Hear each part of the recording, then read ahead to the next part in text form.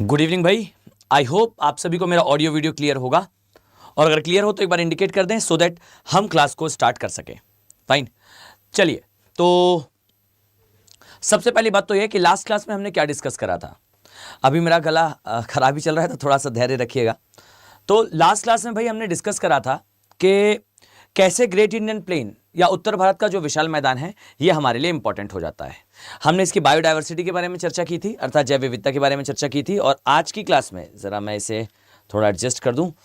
आज की क्लास में हम डिस्कस करेंगे रिगार्डिंग, अरे भाई जस्ट सेकेंड,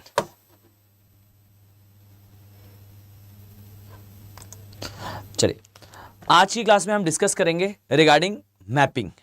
आज हम नॉर्थ ईस्ट की मैपिंग करेंगे, अर्थात हमारे पूर्वोत्तर राज्यों की मैपिंग करेंगे। ठीक है, देखो मैंने टाइटल में क्या लिखवाया उसको ध्यान देना। मैंने लिखवाया है नॉर्थ ईस्ट का साउथ ईस्ट एशिया के साथ कनेक्शन। तो हम ये कलेक्टिव मैपिंग देखेंगे, थोड़ा सा रिवर्स के बारे में एक्स्ट्रा देख लेंगे, थोड़ा एरियाज के बारे में इंपॉर्टेंस देख लेंगे, थोड़ी जियोपॉलिटिक्स देख लेंगे, इंटरनल जो सिक्योरिटी के इश्यूज हैं ये भी इसमें थोड़े से कवर कर लेंगे। ठीक है, और खासकर इन्वायरमेंटल पॉइंट ऑफ व्यू से कवर करेंगे। ठीक है, चलो याद रखिएगा कि जो ये क्लास आप देख रहे हो इसकी पीपीटी या पीडीएफ व्हाटएवर यू से, अगर आप इसे डाउनलोड करना चाह रहे हो तो ये टेलीग्राम आईडी दी हुई है, इसके माध्यम से बच्चों आप लोग जो है वो पीडीएफ को डाउनलोड कर जाओगे। ठीक है। दूसरी बात है, अगर आप मुझसे बात करना चाहते हैं, कुछ चीजें पूछना चाहते हैं, देन आपके पास ये ईमेल आईडी लिखी हुई है, just go with that, feel free to ask anything. आप बिल्कुल आराम से मुझसे जो है इस ईमेल आईडी के माध्यम से कनेक्ट हो सकते हो। सभी को मेरा बहुत सारा गुड इवनिंग भाई।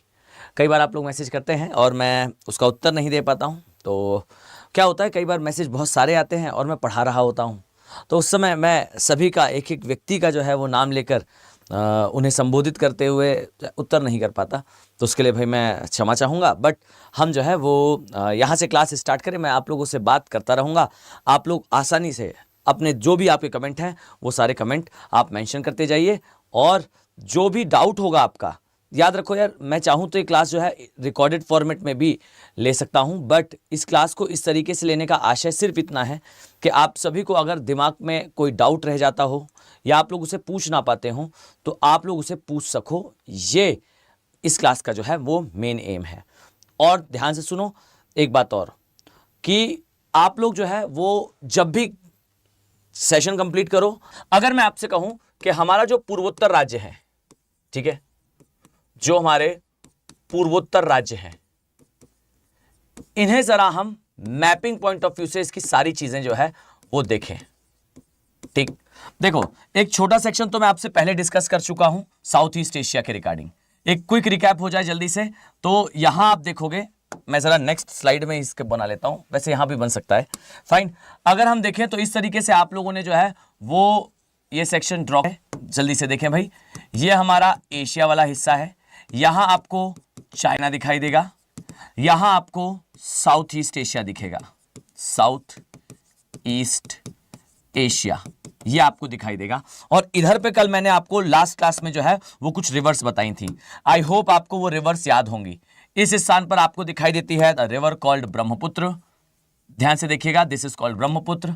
यहां से आओगे तो इरावदी, आज इस इरावदी साल्विन इनके बारे में डिटेल से चर्चा करेंगे। ओके, यहां आओगे तो इरावदी, देन इससे नीचे आओगे तो साल्विन, देन यहां से नीचे आओगे तो चाओ फ्राया, और लास्ट वन इज यहां से चलते हुए आएंगे, then there is a river called Mekong. I hope आप सभी को ये पूरा सेक्शन याद है। मैं उम्मीद कर रहा हूं कि आप सभी ने ये वाला हिस्सा जो है वो ठीक से रिवाइज करा होगा, बिकॉज मैंने बहुत डिटेल में इसे लास्ट क्लास में आपको समझाया था कि क्रम किस प्रकार से याद करना है। ठीक है, मैं जरा नामकरण करूं और हम आगे बढ़ें। ये है Brahmaputra, this one is Brahmaputra के पश्चात यहां से आ जाते हैं भाई, ब्रह्मपुत्र के पश्चात ये है साल्विन, इसके पश्चात ये है इरावदी, जरा मैं साइड हो जाता हूं लिखने में आपको आसानी हो, ये है, ये वाली है इरावदी, ये वाली साल्विन है, माफ कीजिएगा। So this one is Irrawaddy actually, Irrawaddy, then Salween and then Chao Phraya, माफ कीजिएगा ये ऐसा हो गया था, ये है चाओ फ्राया और ये है मेकोंग। आपको मैंने बताया था ये सारी ही फ्यूचर इंडिया रिवर हैं। जैसे हिमालय आगे बढ़ रहा है एक दिन आप पाओगे ये सारी नदियां जो है वो टर्न लेकर इंडियन सब कॉन्टिनेंट की ओर जो है वो आ जाएंगी। ये डिस्कशन हमारा हुआ था with respect to South East Asia. थोड़ा सा डिस्कशन ये मैंने आपको रिकॉल करा दिया। अब आइए जरा पूर्वोत्तर राज्यों के बारे में कुछ और चर्चा करते हैं। मैं मानकर चल रहा हूं कि आप सभी का कंसंट्रेशन अब इधर होगा, बिकॉज मैं यहां से आप लोगों से चर्चा शुरू कर रहा हूं। तो फोकस होकर देखिएगा क्या क्या पोर्शन आपको जानना है। ठीक, पहले तो इसे जरा थोड़ा और छोटा करा जाए भाई, फाइन, क्योंकि मुझे स्थान का अभाव हो जाएगा अन्यथा की स्थिति में, फाइन, अदरवाइज हम थोड़ा सफर करेंगे इससे। तो चलिए इसे हम जरा रब कर देते हैं। आइए बच्चों ध्यान से देखें। सबसे पहले तो ये है हमारा सिक्किम वाला पोर्शन, दिस साइड इज हमारा नॉर्थ ईस्टर्न एरिया। ठीक, ये हमारा नॉर्थ ईस्ट है। जरा फोकस्ड होकर देखिएगा बच्चों। ओके, यहां से चलते हुए आएंगे तो इस तरीके से आपको हमारा नॉर्थ ईस्टर्न पोर्शन दिखाई देगा। आई होप आप सभी को ठीक से दिखाई दे रहा है। Okay, now I need your 100% concentration here only now. अब यहां से बिल्कुल ध्यान से सुनना, ठीक है। देखो ये पोर्शन आप देख रहे हो, इसमें सबसे पहली बात तो यहां आपको कुछ पहाड़ियां दिखाई देंगी। ठीक है, मैं पहाड़ियों से स्टार्ट कर रहा हूं, ध्यान से देखना। ये देखिए यहां आपको कुछ हिल्स दिखाई देंगी, ये कहलाती हैं पूर्वांचल हिल्स। ठीक, इसमें कौन कौन सी हिल्स आएंगी तो देखना, यहां कुछ हिल्स आएंगी by the name of Naga hills, then आएंगी Manipur hills, sorry Patkai Bum, Naga, then Manipur hills and then Mizo hills. ठीक, देखिए क्रमशः ये हिल्स है और इन हिल्स के लिए याद रखिएगा ये जो पहाड़ियां हैं ये पहाड़ियां राज्यवर उपस्थित है। ठीक, मतलब एक एक राज्य में इनका अलग अलग नाम है, हर एक राज्य में इनका अलग नाम है। ये हैं सभी पूर्वांचल की ही पहाड़ियां, बस राज्यवर इनका नामकरण करा गया है। ठीक है, सो क्रम से पहाड़ियां हैं, जरा मैं इनका नामकरण कर दूं फिर इनके बारे में चर्चा करेंगे। ठीक है, तो सभी लोग जरा कंसंट्रेशन के साथ इधर देखें। ये वाला जो पोर्शन आप देख रहे हो ये है पटकाईबूम, पटकाईबूम। ये जो सेक्शन देख रहे हो ये है नागा हिल्स, नागा हिल्स। ठीक, इसके बाद जो पोर्शन आप देख रहे हो ये है मणिपुर हिल्स। ठीक, मणिपुर हिल्स। और इसके पश्चात ये जो पोर्शन आप देख रहे हो ये है, जस्ट अ सेकेंड, ये जो पोर्शन आप देख रहे हो ये लास्ट वाला ये है लूसाई हिल्स। देखो लूसाई हिल्स के पास ही लूसाई हिल्स, ठीक है, लूसाई हिल्स के पास ही आपको जो है वो दूसरी पहाड़ियां जिसे कहा जाता है नागा मणि, पटकाईबूम, नागा मणि, मिजो, इसे मिजो की पहाड़ियां भी कहते हैं, फाइन, मिजो हिल्स भी कहते हैं। लेकिन मिजो हिल्स थोड़ा सा अलग है और लूसाई हिल्स थोड़ा सा अलग है। सो यहां पर आप जो क्रम से हिल्स देख रहे हो, जो क्रम से आप इनका ऑर्डर देख रहे हो, ध्यान दीजिएगा ये सारी हिल्स जो है वो कहलाती हैं पूर्वांचल की पहाड़ियां या पूर्वांचल हिल्स। ठीक, मैं मानकर चल रहा हूं कि आपको ये ऑर्डर याद है। अगर याद नहीं है तो देखो ऐसे आप याद कर सकते हो। ठीक है, यहां आप आ जाइए जरा, मैं यहां रफली आपको समझा देता हूं ताकि हमारा फेयर जो डायग्राम है वो खराब ना हो। ठीक, ये हमारा नॉर्थ ईस्टर्न पार्ट है।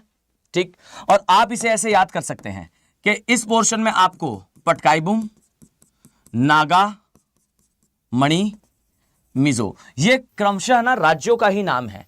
यहां पर अरुणाचल प्रदेश है, यहां पर आपका नागालैंड है, इस स्थान पर मणिपुर है और इस स्थान पर मिजो हिल्स है। ठीक, सो मेक श्योर कि जो राज्यों का क्रम है एग्जैक्टली वही क्रम जो है इन हिल्स का है।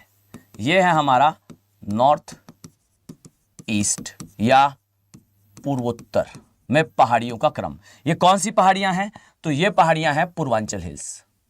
Fine, this is called as Purvanchal hills. तो मैं मानकर चल रहा हूं कि आप सभी ने इनका नाम ठीक से अपने दिमाग में क्रम से याद कर लिया है, दैट कौन कौन सी हिल्स हैं इस स्थान पर। ठीक, अब एक एक करके जरा कुछ स्टेटमेंट सुनना स्टार्ट करिए। ये सारी हिल्स को कहा जाता है पूर्वांचल की पहाड़ियां, पूर्वांचल की पहाड़ियां। और बच्चों ध्यान से सुनिएगा, ये जो पहाड़ियां हैं ये सबसे पहले तो कहलाती हैं जल विभाजक, जल विभाजक। अब एक बात बताओ, what is the meaning of जल विभाजक? जल विभाजक को इंग्लिश में कहते हैं वाटर डिवाइड, वाटर डिवाइड। सो क्या मतलब होता है जल विभाजक या वाटर डिवाइड का? तो सिंपल वर्ड्स में अगर मैं कहूं तो जल विभाजक या वाटर डिवाइड एक ऐसा ऊंचा स्थान होता है जिसके दोनों तरफ नदियों का उद्गम हो या दोनों दिशा में नदियां जो है वो प्रवाहित हो रही हो। अब जरा ध्यान से देखो, एक शब्द मैं रिपीट कर रहा हूं, दैट हिमालय के केस में हिमालय जल विभाजक नहीं है, क्योंकि हिमालय के दोनों तरफ दो अलग अलग दिशा में बहने वाली नदियां नहीं आती। पूर्वांचल हिल जरूर जल विभाजक है। क्यों? क्योंकि देखिएगा, पूर्वांचल के इस तरफ अलग दिशा में बहने वाली नदियां हैं, पूर्वांचल के इस तरफ जो है ज्यादातर नदियां जो पूर्व की दिशा में ना जाकर पश्चिम की दिशा में जाती हैं वो दिखाई देती हैं, और पूर्वांचल के दूसरे तरफ ज्यादातर नदियां जो है वो पूर्व की दिशा में बहने वाली नदियां हैं। अर्थात इन हिल्स के एक तरफ अलग दिशा में जाने वाली नदियां और इन हिल्स के दूसरे तरफ दूसरी दिशा में जाने वाली नदियां हैं। अर्थात पूर्वांचल की जो पहाड़ियां हैं ये पहाड़ियां परफेक्ट एग्जाम्पल हैं जल विभाजक का, जबकि मुख्य जो हिमालय है जिसे हम मेन हिमालय कहते हैं, वृहद लघु शिवालिक, ये Himalaya is not a part of, not a great example of water divide, एकदम सही स्पष्ट एग्जाम्पल नहीं है वाटर डिवाइड का। ठीक है, तो अगला स्टेटमेंट है दैट ये एक परफेक्ट एग्जाम्पल है जल विभाजक का। क्रम से मैंने आपको इन पहाड़ियों का नाम बता दिया, पटकाईबूम, नागा, मणि, मिजो। ठीक, अब एक एक करके आइए जरा इन पहाड़ियों के बारे में चर्चा करना शुरू करते हैं। ठीक, मैं उम्मीद कर रहा हूं कि आप सभी लोग इसे ठीक से नोट डाउन करते जा रहे हो, और यह भी याद रखना कि आप लोग जो है वो लेक्चर को 2 बार देखेगा। लास्ट क्लास में मैंने क्या डिस्कस करा था? लास्ट क्लास में मैंने आखिरी के 10-12 मिनट में आपको पूरे वर्ल्ड के इंपॉर्टेंट आइलैंड्स बता दिए थे। ठीक, मैं मानकर चल रहा हूं कि वो सारे आइलैंड्स, देखिए मैं तो बहुत फटाफट बोलकर निकल जाऊंगा। मैंने लास्ट क्लास में वर्ल्ड मैप बनाया था और वर्ल्ड मैप में मैंने तुरंत जो है वो शायद 22 या 25 आइलैंड्स प्लॉट कर दिए थे। होन्शु, होकाइडो, शिकोकू से शुरू करा था हमने और कैरेबियन द्वीपों तक मैंने आपको बता दिया था 20 से 25 आइलैंड्स। तो मैं मानकर चल रहा हूं कि आप लोग जो है वो इसे ध्यान से नोट डाउन कर लोगे। ठीक है, और जो चीजें मैं एकदम फटाफट बोलकर आगे बढ़ जाता हूं वो सारी काम की होती हैं, उसे नोट डाउन करा करो कॉपीज पर। ठीक है, चलिए अब आ जाइए जरा इधर पे हिल्स पर जरा चर्चा स्टार्ट करते हैं। ठीक, देखो सबसे पहली बात तो जो पटकाईबूम की पहाड़ी है, ठीक, इससे एक नदी निकलती है, और पटकाईबूम की पहाड़ी कह लीजिए या पूर्वांचल की पहाड़ियां कह लीजिए, यहां से ऐसे से होते हुए जो है वो एक नदी आती है। इस नदी को कहा जाता है चिंदविन। ध्यान से सुनिएगा, ये नदी कहलाती है बच्चे चिंदविन नदी। ठीक, पहले तो नदी का नाम याद कर लो, दैट चिंदविन नदी जो है हमारी पूर्वांचल की पहाड़ियों से आती है। ठीक, ये नदी एक सहायक नदी है किसकी? तो यहां से एक बड़ी नदी गुजरती है। ध्यान से सुनिएगा, यहां से एक बड़ी नदी गुजरती है, इस बड़ी नदी का नाम है इरावदी। ठीक, सो यहां से नीचे जाओगे, there is another river called Irrawaddy. तो आपको चिंदविन एक सहायक नदी के रूप में दिखाई देगी, इरावदी नामक एक बड़ी नदी की। ठीक है, तो यहां आपको मिलेगी इरावदी नदी। जरा मैं इसे यहां साइड कर दूं। ठीक है, चलिए, सो ये एक बड़ी नदी है, उसकी ये सहायक नदी है।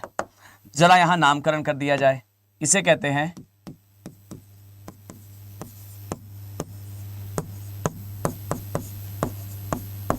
इरावदी नदी। ठीक, अब इरावदी के पश्चात यहां ध्यान से देखिएगा, इरावदी के पश्चात ये जो एरिया पूरा दिखता है, ठीक है, ये पूरा पोर्शन दिखता है, ये म्यांमार का एरिया है। यहां पर कुछ चीजों का कल्टीवेशन होता है, थोड़ी देर बाद चर्चा करेंगे। इसके पश्चात यहां एक और नदी है। ठीक, इस नदी को कहा जाता है साल्विन। ठीक, so there is 2 mighty rivers in Myanmar. Myanmar में 2 बड़ी नदियां हैं, एक का नाम है इरावदी और एक और दूसरी नदी जो मैंने यहां बताई इसका नाम है साल्विन। ठीक, तो एक है साल्विन और एक है इरावदी। अब एक एक करके जरा इनके बारे में थोड़ी बातें कर लेते हैं। ठीक है, चलो, तो सबसे पहले देखो भाई, यहां पर आ जाइए। ये जो पोर्शन आप देख रहे हो, कौन सा? ये जो पूर्वांचल की पहाड़ी और इरावदी के बीच में आता है, ये पोर्शन हाईली इंपॉर्टेंट है फॉर द कल्टीवेशन ऑफ, ये कुछ चीजों को उगाने के लिए काफी फेमस है। कोई बता पाएगा कि ये क्षेत्र किस चीज के उत्पादन के लिए प्रसिद्ध है? एनीवन नोस कि ये एरिया किसके लिए इंपॉर्टेंट है? कोई जानता है यहां पर किसका उत्पादन होता है? Anyone knows? मेक श्योर कि यहां पर बेसिकली, अच्छा ऐसा नहीं है कि जो यहां होता है वो यहां नहीं होता, दोनों जगह जो है वो कॉमन है, ठीक है। देखो यहां पर उत्पादन होता है मेनली ओपियम या मेनली सागौन का, इधर तो उत्पादन होता है सागौन का, ठीक है, सागौन या टीक वुड। जरा ध्यान से मैं यहां इंग्लिश में लिख देता हूं क्योंकि इंग्लिश में इस आकार में लिखना थोड़ा आसान हो जाएगा। यहां उत्पादन होता है टीक वुड का। टीक वुड का अर्थ क्या है? सागौन का, ठीक है। और जो ये वाला पोर्शन आप देख रहे हो, ठीक है, ये वाला पोर्शन, ये पोर्शन बेसिकली इसका उत्पादन या इस पोर्शन में मेनली उत्पादन जो है वो आपको दिखाई देगा ओपीएम का। ओपीएम आई थिंक आप लोग जानते होंगे, ओपीएम का अर्थ होता है अफीम, ठीक। तो यहां पर उत्पादन होता है अफीम का। कई जगह किताबों में ना ये इंटरचेंजेबल है, ठीक है। कई जगह लिखा होता है यहां पर अफीम का होता है, यहां पर ओपीएम का होता है, या यहां पर अफीम का होता है, यहां पर टीकवुड का होता है। दोनों कॉमन ही है, मतलब दोनों जगह दोनों चीजों का उत्पादन होता है। बस जहां कंट्रोल है गवर्नमेंट का वहां पर जो है उत्पादन टीकवुड का होता है, और जहां नहीं है वहां पर अफीम का होता है, ठीक। So this is a area of OPM, ठीक। ये ओपीएम का प्रोडक्शन वाला क्षेत्र है। तो आपको दो एरियाज स्पष्ट दिखाई देंगे। एक एरिया दिखाई देगा हमारी पूर्वांचल की पहाड़ी और इरावदी के बीच में, एक एरिया दिखाई देगा इरावदी और साल्विन के क्षेत्र के बीच में, ठीक है। और यहां हमारा नॉर्थ ईस्ट जो आपको है वो स्पष्ट तो दिख ही रहा है। अब देखिए जरा इस एरिया से हमें क्या क्या जानने को मिलता है, ठीक है। डन। चलो अब जरा इस पोर्शन में कुछ कुछ बातें लिखना शुरू करते हैं। सबसे पहले तो आइए इरावदी के बारे में कुछ बातें करते हैं, ठीक है। चलिए एक काम करते हैं, इसे मिटा देते हैं। पूर्वोत्तर राज्यों की मैपिंग तो आप जानते ही हैं, पहाड़ियों का नाम भी आई थिंक आप जानते हैं, ओके। अब मैं इसे जरा यहां से कट कर देता हूं पहाड़ियों के नाम को, और साइड में जरा इस नाम को लिख देता हूं, ठीक। अगर आपको याद ना रहता हो तो ये पहाड़ियों का नाम जो है आपकी हेल्प कर देगा, ठीक। अब आ जाइए जरा ध्यान से देखना। सबसे पहले तो इरावदी के बारे में बात करते हैं, ठीक। बच्चों जो इरावदी नदी है, ठीक, जो इरावदी नदी है, यह नदी का उद्गम तिब्बत से होता है। ध्यान से सुनिएगा, इसका उद्गम जो है वो तिब्बत से होता है। सेकेंडली, यह नदी जो है अपना जल विसर्जित करती है बंगाल की खाड़ी में, बंगाल की खाड़ी में। तीसरी बात, यह नदी जो है, यह नदी म्यांमार की जीवन रेखा है, जीवन रेखा है। और यह नदी जो है अपना मुख्य जल प्राप्त करती है हमारी पूर्वांचल की पहाड़ियों से, पूर्वांचल पहाड़ियों से। और सबसे बड़ी और सबसे इंपॉर्टेंट इन्वायरमेंटल बात यह है कि इस नदी में पाई जाती है एक डॉल्फिन, ठीक, ओके। ध्यान से सुनना, इस डॉल्फिन का नाम क्या है? तो आइए शुरू करते हैं इसके नाम के साथ। इसका नाम है इरावदी डॉल्फिन, इरावदी डॉल्फिन। अब मैं यहां पर इरावदी डॉल्फिन के बारे में बहुत सारी बातें बताऊंगा, ठीक है। तो सभी लोग ध्यान से सुनना। हाँ एग्जैक्टली बच्चे, इरावदी को जो है वो लाइफलाइन कहा जाता है इस एरिया की, यानी कि म्यांमार की। आइए तो मैं शुरू कर रहा हूं इरावदी के साथ। जो इरावदी डॉल्फिन है, इसके लिए सबसे पहला स्टेटमेंट सुनो। यह डॉल्फिन, चूंकि इसका नाम एक नदी के नाम पर पड़ा है, तो it use to sounds like, ये ऐसा आवाज करती है जैसे ये डॉल्फिन जो है वो कौन से पानी की होगी? ताजे पानी की। पर याद रखना कि डॉल्फिन का नाम जरूर है नदी के नाम पर जैसे इंडिया में डॉल्फिन है गंगा डॉल्फिन, तो गंगा डॉल्फिन गंगा नदी के अंदर रहती है, इसलिए उसका नाम जो है वो गंगा डॉल्फिन है और वो एक ताजे पानी की डॉल्फिन है। ऐसे ही अमेज़न नदी में अमेज़न डॉल्फिन रहती है, उसका नाम अमेज़न डॉल्फिन है क्योंकि वो नदी के अंदर रहती है। अब यहां पर भी जो नाम है वो इरावदी डॉल्फिन है, पर इरावदी डॉल्फिन इरावदी नदी में नहीं रहती है। याद रखना, इरावदी डॉल्फिन बच्चे इरावदी के डेल्टा में रहती है, और डेल्टा में रहती है इसलिए ये ब्रैकिश वाटर, ब्रैकिश यानी कि खारा जल, खारा पानी की डॉल्फिन है। अब मेरी बात सुनना सभी लोग बिल्कुल ध्यान से, बिल्कुल ध्यान से। सबसे इंपॉर्टेंट बात यह है कि जो इरावदी डॉल्फिन है ये ब्रैकिश वाटर में रहती है, और ब्रैकिश वाटर और सलाइन वाटर में डिफरेंस है। अब हिंदी में हम क्या कह लेते हैं, हम सामान्य रूप से हिंदी में कहते हैं कि सागर खारे हैं, सागर जो है वो खारे पानी का है, पर एक्चुअल में सागर खारा नहीं होता, वो होता है लवणीय। ठीक, इसका मतलब होता है सलाइन और इसका मतलब होता है ब्रैकिश। ठीक, हम सलाइन को सामान्य रूप से खारा कह सकते हैं, पर एक्चुअल में खारे पानी का मतलब होता है वो जो लवणीय जल से थोड़ा कम खारा हो। ठीक, तो टेक्निकली बोला जाए तो ये जो डॉल्फिन है ये खारे पानी की जरूर है, पर ये खारा पानी उतना खारा नहीं होता जितना खारा जो है वो एक समुद्र का पानी होता है।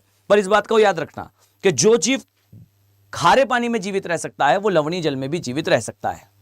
ठीक है, मतलब अगर इरावदी डॉल्फिन खारे पानी में है, इसका मतलब यह नहीं है कि वो सागर के लवणीय जल में जीवित नहीं रह सकती। हो सकता है कि आपके दिमाग में यह प्रश्न आए कि सर इसका मतलब यह है कि खारा जल जो है, सागर का जल खारा नहीं है। अरे नहीं भाई, एक्चुअल में ब्रैकिश वाटर का मतलब होता है वह जल जिसकी लवणता जो है, जिसकी मतलब इसकी जो लवणता है यह अपेक्षाकृत कम होती है सागर से, सागरीय जल से। ठीक, उसे हम ब्रैकिश वाटर कहते हैं। अगर ना समझ में आ रहा हो तो ऐसे याद कर लो। देखो, एक होता है ताजा पानी, ठीक है, एक है ताजा पानी। ताजा पानी से थोड़ी ज्यादा लवणता होती है ब्रैकिश वाटर। ब्रैकिश मतलब खारा पानी। ठीक, इससे ज्यादा लवणता होती है सागरीय जल में, इसे बोलते हैं सलाइन वाटर यानी कि लवणीय जल। और इससे भी ज्यादा होती है ब्राइन में, ब्राइन को ब्राइन ही कहते हैं। ठीक, ये ब्राइन वाटर होता है। मृत सागर जॉर्डन ब्राइन जैसा है। ठीक, तो सबसे कम लवणता ताजे पानी में, उससे ज्यादा ब्रैकिश में, उससे ज्यादा लवणीय में, और उससे ज्यादा ब्राइन में। ठीक, तो ये जो है वो क्रम है उनकी लवणता का। जरा वापस आ जाओ।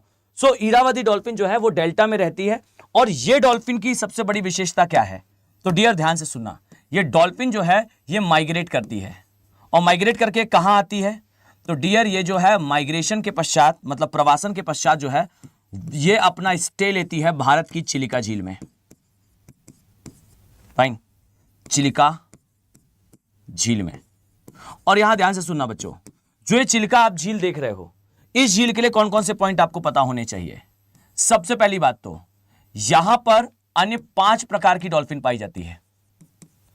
5 प्रकार की डॉल्फिन है। ठीक, अब यहां ध्यान से सुनना, आपको एक मिलेगी स्पिनर। ओके, अब I need your concentration 200% here. मतलब अब मैं चाहता हूं कि आप सभी का कॉन्सेंट्रेशन जो है वो 200% बच्चों यहां हो, क्योंकि मैं विद इन 10 मिनट्स इतना सारा कुछ बोलने वाला हूं जो शायद आप एक स्थान पर ना देख पाओ। ठीक है, तो आराम से इत्मीनान से पहले सुन लो, फिर आराम से इसके नोट्स बनाना। ठीक है, डन। चलो अब देखो, यहां आपको 5 प्रकार की डॉल्फिन मिलेगी। पहला है स्पिनर। ठीक, आपको मिलेगी स्पिनर डॉल्फिन। फिर स्पिनर के बाद स्ट्रिप्ड,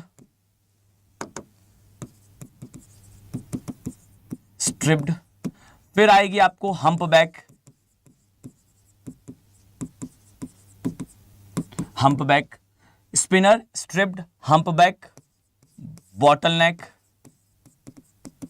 बॉटल नेक। इसके बाद फिनलेस,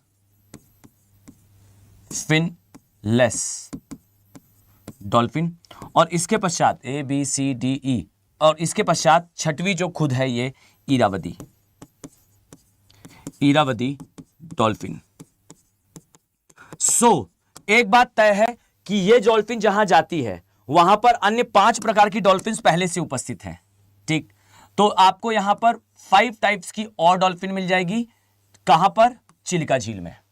ठीक, चिलिका झील इस तरफ आएगी, भारत के साइड में। कहां आती है चिल्का झील? चलिए मैं स्टेट भी लिख देता हूं, और मैंने हर बार कहा है कि हम वाटर ड्रॉप इफेक्ट में पढ़ेंगे बच्चों।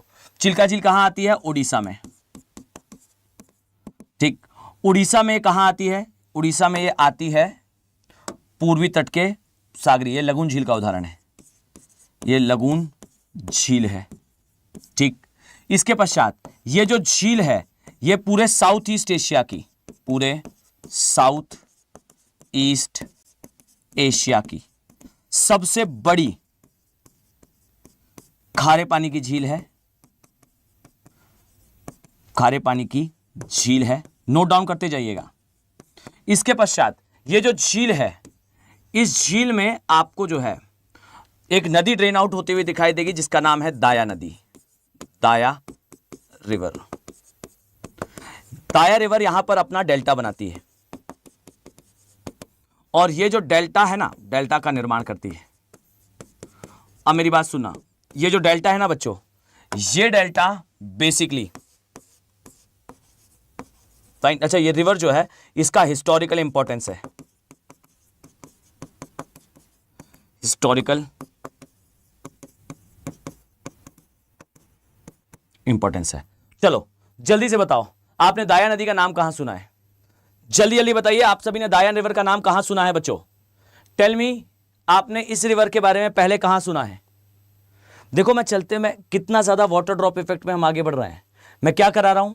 मैं करा रहा हूं नॉर्थ ईस्ट की मैपिंग। नॉर्थ ईस्ट से मैं चला गया म्यांमार, म्यांमार से हमने डुबकी लगाई इरावदी में, इरावदी से हम इसके डेल्टा में पहुंचे, और डेल्टा से हम अब इसके पूर्वी घाट में आ गए, और पूर्वी घाट में हम उड़ीसा में चिल्का झील के बारे में बात कर रहे हैं। This is called depth. ऐसे आप जो है सब्जेक्ट में अंदर जाते जाते हो। जल्दी से बताओ, दाया रिवर के बारे में आपने कहां सुना है? वेरी गुड, कुछ बच्चों ने सही आंसर दिया। याद रखो, ये वही दाया नदी है जिसके किनारे जो है वो कलिंग का युद्ध हुआ था, कलिंग का युद्ध हुआ था, कलिंग वॉर हुई थी। और ये कोई दाया वाया नहीं है, एक्चुअली में इस रिवर का नाम था दया नदी। क्यों? क्योंकि इस नदी के किनारे अशोक को जो है वो दया आ गई थी। उन्होंने सोच लिया था कि यही नदी थी जो लाल कलर में चेंज हो गई थी, इतना रक्तपात हुआ था। इसके पहले तक अशोक को कहा जाता था चंड अशोक। ठीक, कहा जाता था जिस क्षेत्र में अशोक प्रवेश करता है उस स्थान पर जो है बड़े स्तर पर नरसंहार होता है, बड़े स्तर पर युद्ध होता है। आपने इतिहास में पढ़ा होगा, जब अशोक को जो है वो अवंती वगैरह का जो नरेश है वो बनाया गया था, युवराज बनाया गया था।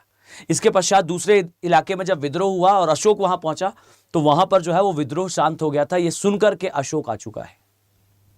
सो अ ग्रेट किंग, आप कह सकते हो एक महान राजा। बट यहां पर आकर उन्होंने जो है वो डिसाइड करा था कि हम जो है वो इसके आगे वॉर नहीं लड़ेंगे। अब मेरा आप सभी से ना एक प्रश्न है, इतिहास का ही प्रश्न है, आप सभी मुझे जरा कमेंट सेक्शन पे आंसर देना, देखते हैं कौन सही उत्तर देता है। इसके बाद जो है मैं आप सभी से बात करूंगा इसके बारे में। जल्दी से मुझे सभी लोग बताओगे कि कहां तक ये सही है कि यहां आने के बाद इस नदी के किनारे खड़े होकर जब उन्होंने बहते हुए देखा रक्त को तो इस अशोक का जो है हृदय परिवर्तन हो गया, and Ashok used to decide कि अब नहीं करेंगे युद्ध। किस सीमा तक यह सत्य है कि अशोक का हृदय परिवर्तन केवल और केवल एक युद्ध के बाद हुआ था, और युद्ध के बाद जो क्षति हुई, जो लोगों की डेथ हुई, उसके कारण अशोक ने जो है डिसाइड करा। किस सीमा तक यह सत्य है? थोड़ा आलोचनात्मक व्याख्या कीजिए। आलोचनात्मक व्याख्या का कतई मतलब नहीं है, आलोचना कीजिए। दोनों पक्ष बताइएगा, प्रो एंड कॉन, मतलब इसका पॉजिटिव भी और इसका नेगेटिव भी, दोनों साइड। थोड़ा R&D करिएगा, ठीक है। चलो आंसर मैं बता देता हूं, ये ज्योग्राफी से रिलेटेड है, फाइन, ओके। और ये मैं ऐसा मत समझिएगा कि सर आप जो है चलते हुए हिस्ट्री की तरफ चले जाते हो। ये आप यूपीएससी के प्रीवियस ईयर का क्वेश्चन देख लीजिएगा मेंस का, कि प्राचीन भारत के इतिहास को भूगोल के परिप्रेक्ष्य में समझाइए, ऐसे कोई क्वेश्चन था, फाइन। तो ये कार्य तो मैं ही कर सकता हूँ, फाइन। ज्योग्राफी पढ़ते हुए हिस्ट्री के साइड थोड़ा जाना संभव है, पर इतिहास पढ़ते साइड ज्योग्राफी में जाना थोड़ा कठिन काम हो जाता है। डन, चलिए। तो मैं उम्मीद कर रहा हूं कि आप लोग जरूर ट्राई करोगे। और देखिए मैं स्पष्ट कह रहा हूं कि ईच एंड एवरी स्टूडेंट वो एक एक कमेंट जो आप करते हैं मैं रीड कर आता हूं क्लास में, ठीक है। तो आप जरूर मेंशन करिएगा, मैं नेक्स्ट क्लास में इसका डिटेल में उत्तर बताऊंगा, ठीक है। चलो तो देखिए यहां आपको दिखाई देगा, देयर इज चलो इसको लिखे रहने देते हैं, कोई बात नहीं, बन जाएगा हमसे इसमें भी। तो याद रखो कि ये वही नदी है जो डेल्टा बनाती है और इसके डेल्टा पर जो है ये झील स्थित है, साउथ ईस्ट एशिया की सबसे बड़ी झील है। अगला पॉइंट लिख रहा हूं, ध्यान से सुनिएगा। जो चिल्का झील है इसमें आपको एक वाइल्ड लाइफ सेंचुरी भी दिखेगी, ठीक। एक है घेर माता, ठीक, घेर माता वन्य जीव, सॉरी हाँ वन्य जीव अभ्यारण्य, वन्य जीव अभ्यारण्य, ठीक। ये वाइल्ड लाइफ सेंचुरी है इसी के अंदर, ठीक। और साथ में यहां पर जो है वो एक द्वीप है, एक्चुअली में घेर माता ना एक द्वीप ही है जो इसके अंदर स्थित है, ठीक। इसके साथ ही यहां आपको और क्या क्या मिलेगा, ध्यान से सुनना बच्चे। यहां आपको प्रवासी पक्षी दिखाई देंगे, प्रवासी पक्षी। और अब सुनो बच्चे, प्रवासी पक्षी कहां से आते हैं? ये बच्चों ये पक्षी जो है, इमेजिन करिए दिस इज अफ्रीका, ध्यान से देखना, ये अफ्रीका है, ठीक। ये हमारा अरब का एरिया है, ये हमारा ग्रेट इंडिया, यहां आपको साउथ ईस्ट एशिया दिखाई देगा, यहां से आपको जो है चाइना का एरिया, कोयरा का एरिया, और यहां से जो है कोरिया के पश्चात ये एरिया दिखता है, ठीक। थोड़ा सा मैंने बड़ा मैप बनाया है ताकि मैं स्पेस यूज कर सकूं। ग्रीनलैंड वाले एरिया तक हमें ये दिखता है, पर हमें अभी सिर्फ यहां तक की आवश्यकता है। देखो यहां पर मैं कुछ वाटर बॉडीज बना रहा हूं, देखिए ये जो पोर्शन आप देख रहे हो, ठीक है, कौन कौन सा पोर्शन? तो एक ये वाला पोर्शन है साइबेरिया, ये जो पक्षी जहां से आते हैं जरा देखिएगा, ये है साइबेरिया, ये है अराल सागर, ठीक है, दिस वन इज अराल सागर, ये है कैस्पियन सागर, ये है काला सागर। मैंने जानबूझ के से थोड़ा दूर बनाया है ताकि मैं आपको डायग्राम ठीक से समझा सकूं। तो याद रखो बच्चे, ये पक्षी पता है साइबेरिया के इस क्षेत्र में रहते हैं, सीधे ऐसे यहां आ सकते हैं, ठीक। मतलब ये पक्षी उड़कर सीधे भारत आ सकते हैं, लेकिन ये सीधे भारत नहीं आते। ये कब आते हैं? तो पहली बात मैं जरा नामकरण कर दूं, ये है अफ्रीका, ये है यूरोप, ये है एशिया, ये है साउथ ईस्ट एशिया,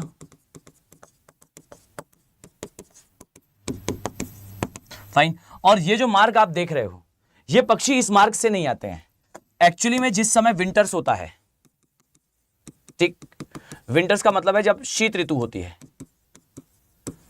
तो याद रखना कि शीत ऋतु के समय ये पक्षी जो है वो ध्रुवीय ठंडे प्रदेशों से हमारे गर्म प्रदेश में आते हैं। और आने के लिए पता है बच्चों किस मार्ग का उपयोग करते हैं? जरा इधर ध्यान से देखना, ये ऐसे चलकर आते हैं, ओके, ध्यान से देखिएगा, ये आते हैं ऐसे चलकर, फाइन। इनका जो एक्चुअल मार्ग है ना वो ऐसा होता है। अब मुझे आप लोग बताओगे कि इनका मार्ग एग्जैक्टली ऐसा क्यों होता है, ये ऐसे कर्व लिए हुए मार्ग से क्यों आते हैं? Why they use to came in India by using this curvature मार्ग। ये इस तरीके से टर्न लेते हुए भारत में क्यों प्रवेश करते हैं? किसी के पास उत्तर है? कोई बता पाएगा कि क्यों ये पक्षी इस प्रकार के मार्ग से आते हैं जबकि वो पक्षी सीधा आ सकते हैं? ये कहलाता है प्रवासी पक्षियों का मार्ग, ठीक। ये है प्रवासी साइबेरियन पक्षियों का मार्ग, ठीक। ये माइग्रेटरी बर्ड्स का मार्ग है। जल्दी से बताओ भाई, जल्दी से बताओ। अब देखते हैं कि आप लोग कितने गहराई से नोट्स बनाते हो, क्योंकि इसके बारे में बच्चों मैंने ठीक से प्रीवियस क्लास में बताया है। जल्दी से बताइए। कुछ ने कहा, रौनक जी ने कहा माउंटेन रेंज के कारण। मैंने कहा था ना कि अगर आप लोग क्लास को ध्यान से नहीं देखोगे, आप जो है वो अक्सर कुछ चीजें मिस कर जाओगे। इसके बारे में चर्चा हुई है, पहले डिटेल में इसके बारे में चर्चा हुई है। Tell me, I am waiting for your response. Fine. और पता है कहां हुई है? जब मैं चीजों को इंटरलिंक कर रहा था उस समय। ऑलिव लेडेड टर्टल भी पाए जाते हैं। हाँ बच्चे, मैं अभी इसके बारे में भी, शशि जी मैं इसके बारे में बच्चे बताऊंगा, ठीक है। सागर में रुकते रुकते आते हैं, वाह। क्या उत्तर दिया है? यहां से निकलकर सागरों में रेस्ट करते हुए आते हैं, बीच में हिमालय आ जाता है। अरे बच्चे, हिमालय को तो पार कर लेंगे उड़ के। फाइन, अब मैं बताता हूं। हाँ चलिए आइए मैं बताता हूं। याद रखो, ये जो पक्षी हैं ये इस तरीके से टर्न लेते हुए आते हैं because of Coriolis force. No, ये टर्न लेते हुए आते हैं क्योंकि पृथ्वी के चुंबकीय क्षेत्र का ये उपयोग करते हैं दिशा निर्धारण के लिए। ठीक, तो ये चुंबकीय क्षेत्र के थ्रू आते हैं और साथ ही इन पर अफेक्ट भी पड़ता जाता है किसका? कोरियोलिस बल का। कोरियोलिस बल का। तो देखो, कोरियोलिस बल ये कहता है कि वो कोई भी चीज जो पृथ्वी की सतह पर चल रही है, पृथ्वी की सतह के ऊपर उड़ रही है, वो उड़ती हुई चीज जो है वो विचलित होगी अपने मार्ग से। और वो विचलित नहीं होती, एक्चुअल बात पता है क्या है? ध्यान से सुनना, वो विचलित नहीं होती। अगर मैंने आपसे कहा कि मैं ट्रेन में बैठा हूं और ट्रेन में बैठने के बाद मैं बाहर दिख रहा हूं, तो आई यूज्ड टू से कि भाई देखो, मुझे जो है पेड़ चलते हुए दिख रहा है, तो आप मुझे कहोगे क्या सर, इतने बड़े हो गए, इतना नहीं पता? पेड़ नहीं चल रहे हैं, रेलगाड़ी चल रही है। तो मैं आपसे कहूंगा बिल्कुल सही बच्चे, यही मैं कह रहा हूं कि आप कह रहे हो हवा मुड़ रही है, पक्षी मुड़ रहे हैं।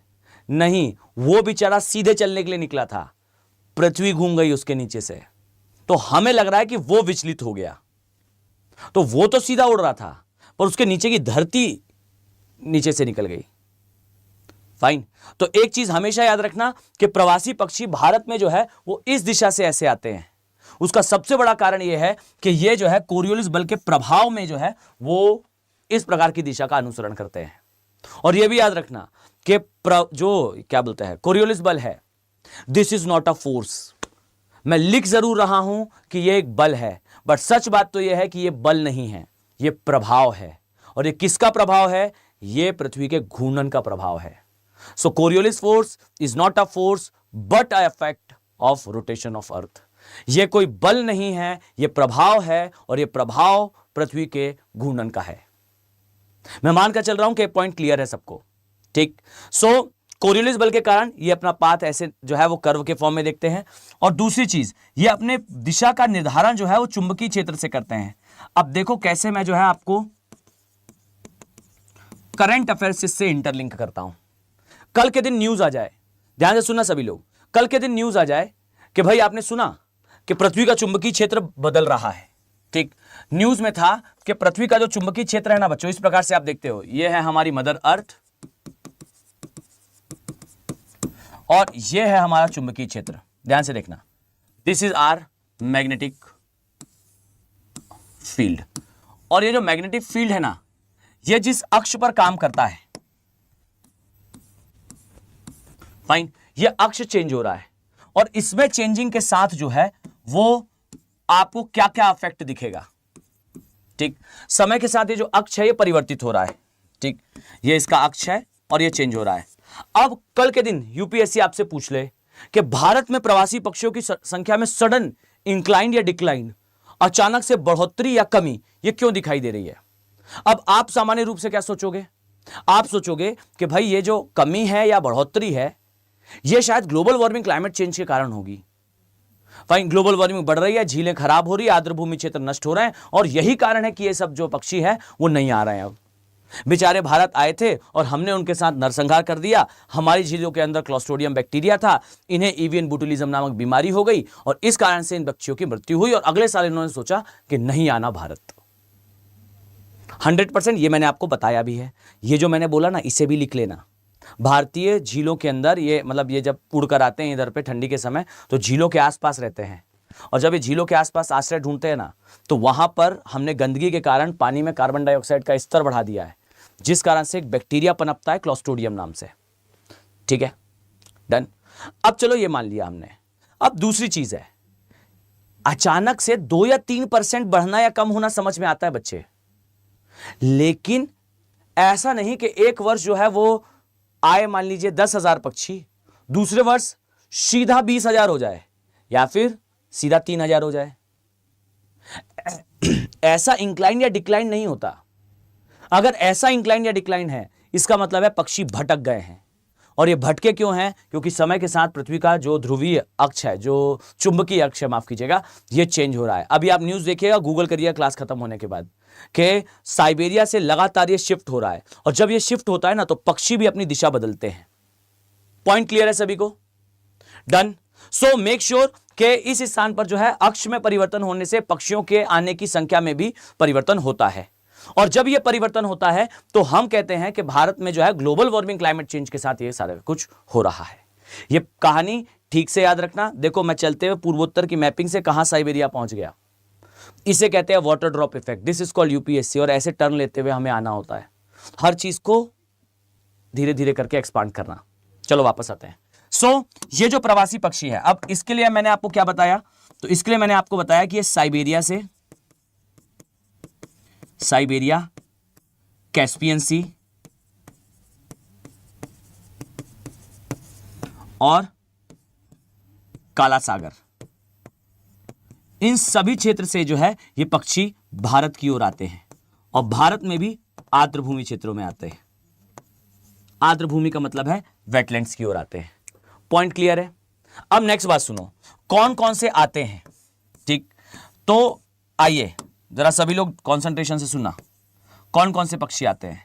इसमें आपको एक दिखेगा साइबेरियन क्रेन, साइबेरियन सारस, इसमें आपको दिखाई देगा फ्लेमिंगो, इसमें आपको दिखाई देगा साइबेरियन सारस, फ्लेमिंगो, डबल हेडेड ईगल, 2 सिर वाला चील। और 2 सिर वाला नहीं होता वो, उसका नाम बस है, होता ही सिर है। Fine, double headed eagle. इसको कई बार बियर्डेड ईगल भी बोलते हैं। बियर्डेड का मतलब होता है इसके फेस में हल्के हल्के ब्लैक कलर के हेयर्स होते हैं। बियर्ड का मतलब होता है ये दाढ़ी। फाइन, तो बियर्डेड ईगल भी आपको यहां दिखाई देता है। और एक का स्पेशल मैं नाम बता रहा हूं, ध्यान से देखना, शायद ये नीचे वाला हिस्सा आप लोग को दिखाई ना दे रहा हो, बट पीडीएफ जब मिलेगी तो मिल जाएगा वो। ठीक है, मैं ऊपर लिख देता हूं, वो शायद ना दिख रहा हो आप लोग को। इसमें ना एक नाम लिख रहा हूं, इसका नाम है स्पून बेलीड सैंड पाइपर। ठीक, तो स्पून बेलीड सैंड पाइपर ये एक पक्षी है। अब इसके बारे में सुनो, ये दुनिया में केवल 100 बचे हैं, 100 ही शेष हैं। और याद रखो 4 साल से 5 साल से दिखे भी नहीं है। तो कहा यह जा रहा है कि हो सकता है ये खत्म हो गए हों, और 7 साल तक अगर ये ना दिखे तो इन्हें लुप्त घोषित कर दिया जाएगा। तो बच्चों ध्यान से सुनना मेरी बात को, ये याद रखो कि ये जो पक्षी है आने वाले समय में पता चला गायब हो जाए, यूपीएससी पूछ लेगा आपसे, तब के समय आपको दिक्कत होगी। तो याद रखना, ये कहीं और चर्चा में नहीं आएगा, ये यहीं चर्चा में आता है। मैपिंग करते हुए ऐसे वाटर ड्रॉप इफेक्ट में हम चलते जाते हैं। अरे भाई कॉपी पेस्ट मत करो सर, ये क्या बोलते हैं, पीडीएफ कहां से मिलेगा? लेक्चर पूरा देखो बच्चों, ये देखो इधर से मिलेगा, इधर से डाउनलोड कर लेना, ईच एंड एवरीथिंग, सब कुछ, इस क्लास का भी, प्रीवियस क्लास का भी, सब क्लासेस का आपको एक जगह पर मिल जाएगा। ठीक, सो आपको ये स्पून बेलिड सैंड पाइपर केवल 100 बचे हैं, और ये 100 के 100 आपको एक स्थान पर, 100 के 100 आपको अभी तक 4-5 साल से दिखे नहीं है, ध्यान रखना। ठीक, तो प्रवासी पक्षी आपको ये सारे पक्षी मिलेंगे। ये सारे पक्षी इन स्थानों से आते हैं, आते चिल्का झील में है, और इस चिल्का झील में डॉल्फिन आती है, और वो डॉल्फिन जो है वो इरावदी नदी से आती है, जिस डॉल्फिन के बारे में हम अभी चर्चा कर रहे थे वो। अब आगे बढ़ो, इसके बारे में जरा चिल्का झील के बारे में और जान लो। प्रवासी पक्षी हो गए, डॉल्फिन हो गए, इसके अलावा यहां पर आपको बहुत सारे सरीसृप ये दिखाई देंगे। और इन सरीसृपों में सबसे पहले तो आप याद रखो olive ridley turtle, olive ridley कछुआ, ये दिखाई देगा। और ये याद रखना, ये कछुआ जो है आजकल बड़ा न्यूज में है। मैं आपको आगे इसके बारे में बहुत कुछ पढ़ाऊंगा, बहुत डिटेल में पढ़ाऊंगा, और ठीक, पर अभी नहीं, पूर्वी घाट में पहुंचो, मैं बहुत सारी चीजें बताऊंगा। ठीक, पहले तो इसे इतने में हम समेट देते हैं कहानी को, दैट ये दुनिया का दूसरा सबसे छोटा कछुआ है। फाइन, सेकंड स्मॉलेस्ट ये टर्टल है। दूसरी बात, ये हमारे पूरे पूर्वी घाट में पाया जाता है, संपूर्ण पूर्वी घाट में ये पाया जाता है, और ये प्रजनन काल में आता है साउथ ईस्ट एशिया। ठीक, एग लाइन के लिए, अंडे देने के लिए आता है। ठीक, हीटिंग टाइम पे अंडे देने के लिए। ओके, पूरे साउथ ईस्ट एशिया में मिलता है, साउथ ईस्ट एशिया में ये आता है, खासकर विशेषकर हमारे तट पर। तो एक तो आपको ऑलिव रेडली टर्टल मिलेगा। एक और सरीसृप की अगर मैं बात करूं तो यहां ध्यान से सुनना, यहां आपको मिलेगा, क्या नाम है उसका, पृथ्वी का जीवित सबसे बड़ा मांसाहारी जीव, इसे कहते हैं great Indian salt water crocodile. Salt water crocodile, यही नाम मुझे याद नहीं आ रहा था। इसे हिंदी में क्या कहते हैं? हिंदी में इसे महामगरमच्छ कहते हैं। ध्यान से सुनना, महामगरमच्छ। ठीक, ये वर्ड ठीक से अपने दिमाग पर सेटल डाउन कर लो। This word is called as महामगरमच्छ। इसे महामगरमच्छ क्यों कहते हैं? ठीक, डन। अब मैं आपको ना इसके बारे में कुछ बताने वाला हूं, ठीक है? तो ध्यान से देखो। सबसे पहली बात तो ये जो महामगरमच्छ भाई साहब हैं, ये महामगरमच्छ भाई साहब, आइए जरा मैं आपको इधर फिर से मैप पर दिखाऊं। ये है हमारा अफ्रीका, ये अरब का एरिया, ये हमारा India, this part is south East Asia, यहां से चलते हुए चाइना, कोरिया का एरिया, कामचटका का एरिया, यहां से चलते हुए आ जाइए ये पोर्शन। ठीक, देखो ये कहां कहां पाया जाता है, तो ये आपको मेनली इधर से आपको दिखाई देगा। अच्छा, ऑस्ट्रेलिया की जरूरत में पड़ेगी हमें। सो याद रखो बच्चों कि इस क्लास का नाम जो है सिर्फ इंडियन ज्योग्राफी नहीं है,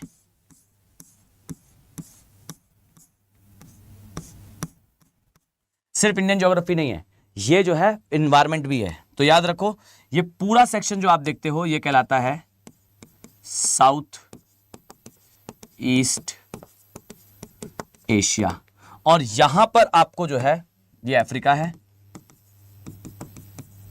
ये एशिया है या यूरेशिया,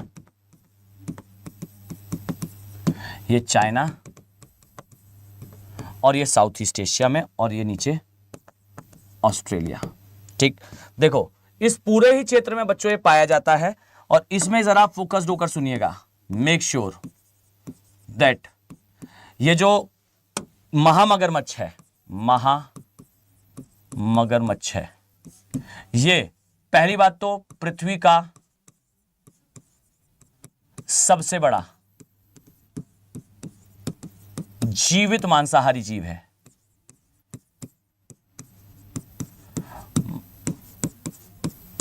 अर्थ लार्जेस्ट प्रीडिएटर, ठीक, लिविंग प्रीडिएटर। दूसरी बात, ये केवल और केवल खारे पानी में रहता है, लवणीय जल में रहता है, दोनों जगह पाया जाता है पर मेनली लवणीय जल में रहता है।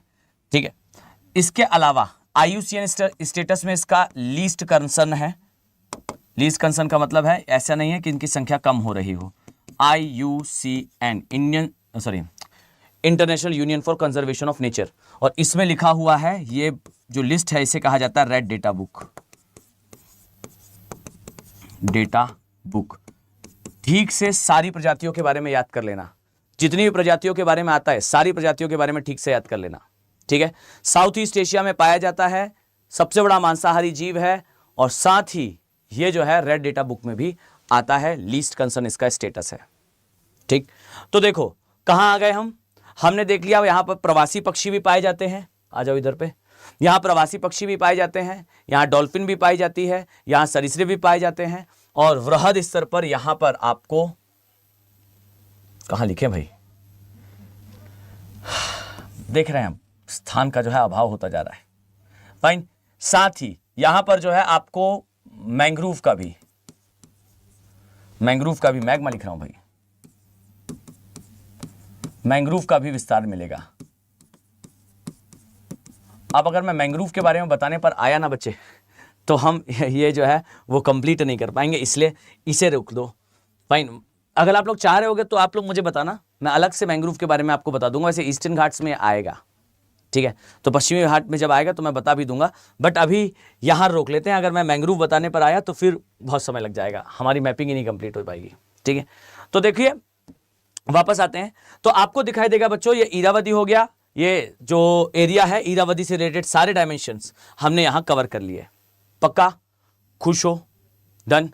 सर इरेज कर दो भाई, बहुत सारे लोगों का दिल टूट जाएगा जैसे ही मैंने इसे मिटाया तो, ठीक है। चलिए हम कहां थे भाई, हमने यहां तक देख लिया इरावदी के बारे में और ये क्या बोलते हैं रिवर के बारे में। अब आओ जरा इस एरिया के बारे में बात करते हैं, ठीक। ये एरिया है टीकवुड का, ठीक, ये है सागौन का एरिया, ठीक। अब जरा सागौन के बारे में आइए चर्चा करते हैं। ओके सुनो भाई, अब ना आप लोग से मेरी रिक्वेस्ट है, आने वाले 10-15 मिनट मेरी बात बिल्कुल ध्यान से देखना, ओके, और सब कुछ नोट डाउन कर लेना बच्चों, ठीक है, नहीं तो ना आप लोग सिर्फ सोचते रह जाओगे और मैं आधी दुनिया पढ़ाकर निकल जाऊंगा, ठीक है। 20 अराउंड नहीं 20 सेकंड तो कम हो गया, फाइन। 3-4 मिनट तक ना मेरी बात ध्यान से सुनते रहना, बिल्कुल कंसंट्रेशन ब्रेक करे बिना, और जरा कमेंट सेक्शन पे लिखना तो जो मैंने बताया वो बात समझ में आई या नहीं आई, ठीक है। शुरू करें। देखो सबसे पहली बात तो ये जो सागौन है, ये सागौन आता है बच्चे पर्णपाती वनों में, ठीक। और जो पर्णपाती वन है, ये पर्णपाती वनों की बच्चों विशेषता क्या होती है, प्रकृति कितनी ब्यूटीफुल है, प्रकृति कितनी सुंदर है। आप पाओगे कि जो पर्णपाती वन है, ये पर्णपाती वन जैसे ही ग्रीष्म ऋतु आती है, ग्रीष्म ऋतु के आते ही ये वन अपनी पत्तियां त्याग देते हैं, और जब ये वन अपनी पत्तियां त्यागते हैं तो बच्चे इमेजिन करिए ऊपर से जगमगा रहा है तेज सूरज, पेड़ों ने त्याग दी हैं अपनी पत्तियां, छाया खत्म हो चुकी है जंगल में और नीचे पड़े हुए हैं सूखे पत्ते। अब इन पत्तों को डाइजेस्ट करने के लिए जो है यहां पर आएंगे कीट पतंगे, यहां पर आएगी दीमक, और डियर ये जो दीमक है, ये दीमक इन पत्तों को खाना शुरू करेगी। बट वेट अ सेकेंड, दीमक ने ऐसा कोई काला टीका लगाया क्या कि डियर अगर मैं खाऊंगी तो सूखे पत्ते ही खाऊंगी, मैं जो है वो पेड़ को नुकसान नहीं पहुंचाऊंगी।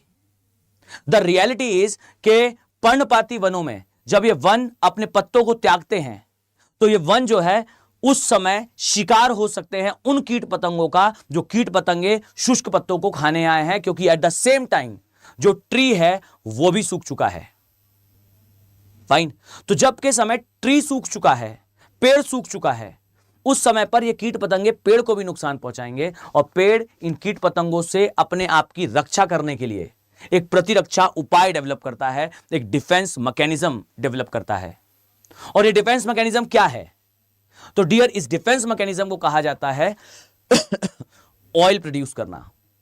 ये जो पेड़ हैं ये अपने आप को शुष्क ऋतु में जिंदा रखने के लिए, कीट पतंगों से बचाने के लिए एक तेल का निर्माण करते हैं, और ये जो तेल है ना, ये तेल इनकी लकड़ी के अंदर भरा होता है, और ये तेल बेसिकली कीट पतंगों को इनसे दूर रखता है।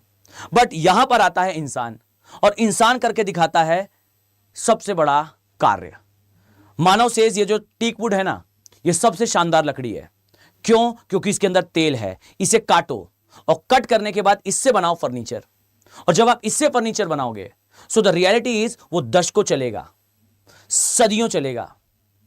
आप बिल्कुल जो है परफेक्टली देखिएगा, आपके ग्रैंड पेरेंट्स, आपके दादा दादियों ने जो फर्नीचर बनाया होगा, जो पुराने पलंग वगैरह बनाए होंगे, वो सारा फर्नीचर आज भी सुरक्षित है।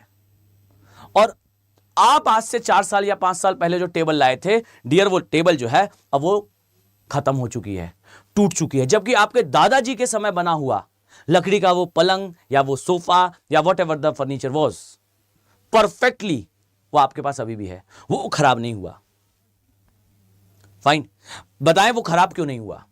द रियलिटी इज वो बना था सागौन से, और सागौन से बनी हुई जो भी फर्नीचर होंगे या जो भी इमारतें होंगी, इमारत का मतलब है स्ट्रक्चर्स होंगे, वो कभी खराब नहीं होंगे या लंबे समय तक खराब नहीं होंगे। उसका एकमात्र कारण है, द रियलिटी इज कि उसके अंदर जो है एक प्रकार का तेल है, और वो तेल जो है उसे कीट पतंगों से दूर रखता है, और वो लकड़ी पूरी तरह से सूखती नहीं है।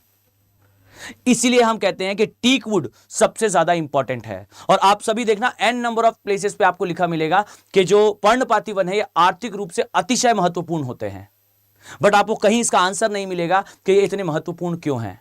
आप देखिए, मैं जरा एग्जांपल से आपको बताता हूं। फाइन,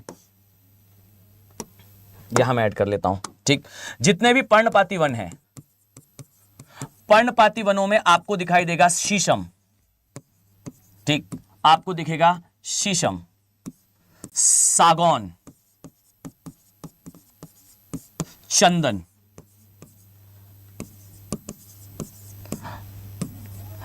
और बहुत सारे ट्रीज हैं। फाइन, शीशम, सागौन, चंदन, ये सारे मेन ऐसे वृक्ष हैं जो वृक्ष आपको बड़े स्तर पर वर्ल्ड में यूज होते हुए दिखाई देंगे। और ये सारे वृक्षों की सबसे बड़ी विशेषता है कि इन सभी के अंदर जो है वो आपको तेल दिखाई देगा।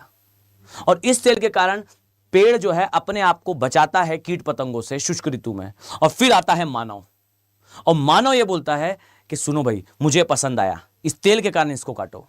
और ऐसा नहीं है कि ये जो सिर्फ और सिर्फ जो है वो किसके साथ हो रहा हो, पेड़ों के साथ या पतझड़ वाले पेड़ों के साथ, ये सभी पौधों में होता है। भाई मानव या कोई जीव अपने आप को जिंदा रखने के लिए जो है वो सर्वाइवल के लिए कुछ गुण विकसित करता है। हमारे हाथों में नाखून हुआ करते थे, कुछ जीवों के शरीर में सींग हुआ करते हैं। तो क्या पादप अपने आप को जीवित रखने के लिए कोई कार्य नहीं करता? द रियलिटी इज वो बिल्कुल करता है। जो चाय का पौधा है वो अपने आप को ग्रेजिंग करने वाले को मतलब क्या होता है, वो पौधे, वो जीव जो घास खाते हैं।